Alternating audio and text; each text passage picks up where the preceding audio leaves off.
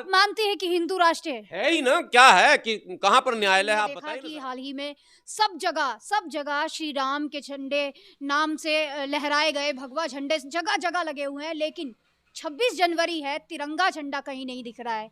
आप इसको कैसे देखते हैं? तिरंगा झंडा पहले भी नहीं दिखता था। जिस आइडियोलॉजी की सरकार है, उनके हेडक्वार्टर में तिरंगा झंडा कभी फहरा ही नहीं। आपको पता है ये कि नहीं पता है? जिस आइडियोलॉजी की सरकार है आरएसएस की, आरएसएस के हेडक्वार्टर पे तो तिरंगा फहरता ही नहीं था।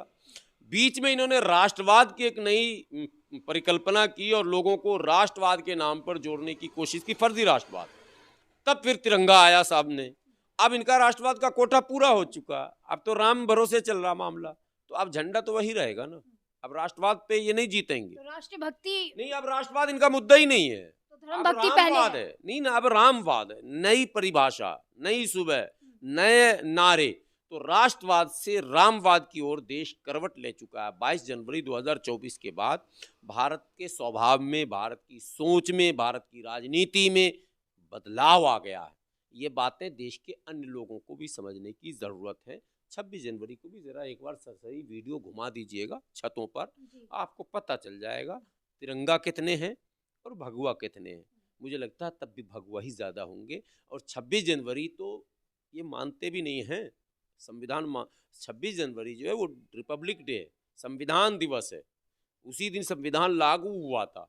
जिस संविधान को मिटाना है उसका उत्साह क्यों मनाना? अमित शाह तो एक बयान देते हैं कि हिंदू राष्ट्र लागू नहीं हो सकता, ये संविधान से यही चलता है। प्रमाण है इस बात का। अमित शाह जी के इस बयान से और साबित हो गया डर। हम देखिए, भारत के अधिकांश मुसलमानों ने ये मान लिया है कि हमें यहाँ जीना है। अब हम न्याय की उम्मीद बहुत ज्यादा अगर पालेंगे तो धोखा खा लेंगे। हमें तो डरा गन पॉइंट पर लिया जा रहा काम, गन पॉइंट पर। आप ये समझिए पहले क्या है, अभी क्या हुआ आपको? संविधान पे लोगों का भरोसा खत्म होता जा रहा है। नहीं, जिनका नहीं हो रहा है भरोसा, जिनका नहीं हो रहा है, वो 24 में देखिएगा उनका बयान, हम ही को पाठ पढ़ाएंगे। फंसेंगे दलित और दलित नेता आएंगे हमको कहने के लिए 24 में भाजपा को हरा दीजिए, ये संविधान मिटा देगा। फंसेगा आदिवासी, आदिवासी का नेता हमको आएगा। फंसेगा पिछड़ा और ये अखिलेश भी आएंगे, तेजस्वी भी आएंगे। इनका भाषण सुनिए, ये खुद कह रहे हैं कि 24 में अगर सरकार आ गई तो संविधान मिटा दिया जाएगा। पर कर क्या रहे हैं ये हमारे भरोसे आप संविधान बचाओगे, हम मुसलमान उसके इन चक्करों में नहीं पड़ना। देश जिधर आप अपने काम में लगे रहिए, हम सेफ जोन में हैं। हम इन मौलवियों से भी निपटेंगे देर सवेर, जो मीर जाफर और मीर सादिक हमारे यहाँ हैं, इनसे भी हम निपट लेंगे। सड़क पर नहीं आना है, हल्ला हंगामा नहीं करना, इस्लाम बचाओ का नारा नहीं देना। इस्लाम खतरे में हो, हिंदुत्व खतरे में, यही तो दो इस्लाम। संविधान को खतरे में डालने की साजिश ये है कि एक पक्ष को खड़ा कर दिया जाता, कहा जाता इस्लाम खतरे में तुम बोलो, और एक पक्ष खड़ा हो जाता, बोला तुम हिंदुत्व खतरे में बोलो। अब वो हिंदुत्व खतरे में बोल के अपना टोली जमा किया, ये इस्लाम खतरे में बोल के अपनी टोली जमा किया। अब असल तो अधिकार खतरे में है, असल तो संविधान खतरे में है। तो जो खतरे में है उस पर चर्चा न हो, इसके लिए धर्म खतरा बताया जाता।